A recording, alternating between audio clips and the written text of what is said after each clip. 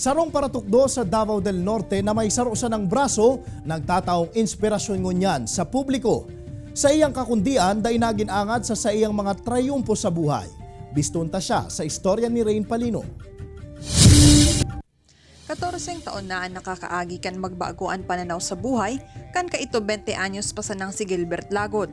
Kundi isa nasubot siya nag-absent sa eskwelahan para tabangan ang siyang mga magurang sa pag-aaninin paroy sa indang umahan, da ikota na naputol ang siyang braso. Aksidente kayang nakakaan kan treasure ang long sleeve na sulot niya asin nakabali ang siyang braso. Paramihan pa sa mga nanalugmok sa nangyari, alagad nagtindog giraray asin nagpursige si Gilbert sa ibukan siya kakundian.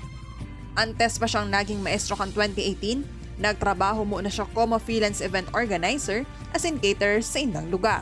Hasta sa nailihir siya como focal person sa Persons with Disabilities sa Social Work and Development Office kan sa indang probinsya. Sa ngunyan, maugmang nagtutukdo si Teacher Gilbert sa mga senior high school students sa Technical Vocational Livelihood Track sa Tanglaw National High School sa Braulio E. Duhali sa probinsya ng Davao del Norte. Naugma subuot siyang nahiling na igwang nanudan ang mga kaakian sa iya.